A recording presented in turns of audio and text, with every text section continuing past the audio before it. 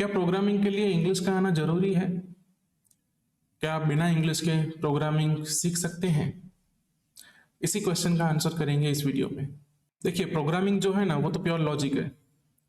Logic में भाषा का कोई मतलब नहीं होता है। आप लॉजिक इंग्लिश में भी वही लगाओगे और हिंदी में भी वही लॉजिक लगाओगे। जहां तक बात रही लॉजिक की, तो कोई भी भाषा बोलने वाला लॉजिक तो सेम ही लगा सकता है। अब बात करते हैं फिर प्रोग्रामिंग लैंग्वेज सीखने के लिए इंग्लिश की जरूरत पड़ती भी है कि नहीं पड़ती है। तो देखो, प्रोग्रामिंग लैंग्वेज ना बनी हुई है इंग्लिश में। आप कोई भी प्रोग्रामिंग लैंग्वेज उठा लो, उस प्रोग्रामिंग लैंग्वेज में आपको इंग्लिश में ही पूरा सिंटेक्स दिखेगा। उसके जो कीवर्ड्स होंगे वो आपको इंग्लिश में दिखेंगे, उसके जो डॉक्यूमेंटेशन होंगे वो आपको इंग्लिश में दिखेंगे। यहाँ तक कि जो प्रोग्रामिंग बुक्स मिलती हैं उसमें भी हिंदी वाली बुक मिलना कम होता है और मोस्टली सब इंग्लिश वाली बुक होती है। अगर आज कोई डेवलपर नई प्रोग्रामिंग लैंग्वेज लॉन्च भी करता है तो वो अपनी रीजनल लैंग्वेज में, हिंदी में या कोई और जर्मन लैंग्वेज बोल दो तो उस लैंग्वेज में नहीं लॉन्च करेगा ना, क्योंकि वो चाहता है कि उसकी प्रोग्रामिंग लैंग्वेज पूरी दुनिया तक जाए।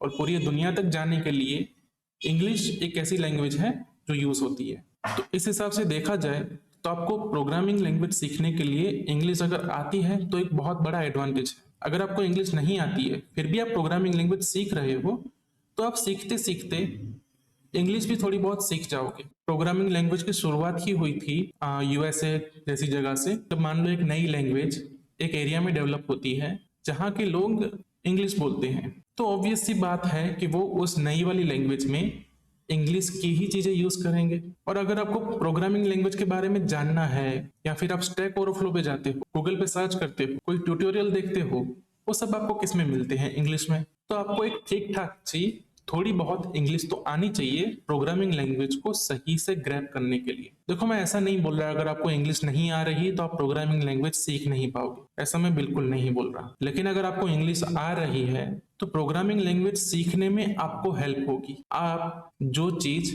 किसी के सिखाने से सीखते थे, आपको जो चीज किसी और को समझानी पड़ रही ऐसा है, वो आप अपने आप सीख जाओगे अगर आपको वो वर्ड्स पता है। फॉर एग्जाम्पल, अगर मैं एक वर्ड बोलता हूं, मान लो इवेंट लूप, ये दोनों ये इंग्लिश के ही वर्ड है, मतलब दो वर्ड हैं एक्चुअली। अब ये इवेंट लूप जावास्क्रिप्ट में यूज होती है। आपको अगर इवेंट का और लूप का दोनों वर्ड का मीनिंग पता है तो आप थोड़ा बहुत तो आइडिया लगा सकते हो कि कुछ इवेंट्स हैं जो लूप में चल रही हैं। इतने वर्ड्स जानने के बाद ही आपका थोड़ा बहुत आइडिया लग जाता है कि इवेंट लूप मतलब किस बारे में हो सकता है। देखो, प्रोग्रामिंग लैंग्वेज बनाई तो इंसानों ने है, जिन इंसानों ने बनाई है वो इंग्लिश बोलते थे। तो जब भी कोई नया टर्म लाया जाता है या किसी भी लैंग्वेज में कोई नई लाइब्रेरी आती है तो वो भी अपना नाम कैसे रखेगी? इंग्लिश। किसी भी लाइब्रेरी का एसेंस क्या होगा? उसके नाम में वो एसेंस छुपा होता है, वो भी क्या होता है? इंग्लिश में। एक लाइब्रेरी है मोमेंट जेएस करके, तो उसका नाम है मोमेंट। मोमेंट का मतलब होता है घड़ी, पल जिसको बोलते हैं, मतलब एक पल, दो पल बोलते हैं ना, पल दो पल की कहानी। तो पल का मतलब होता है मोमेंट।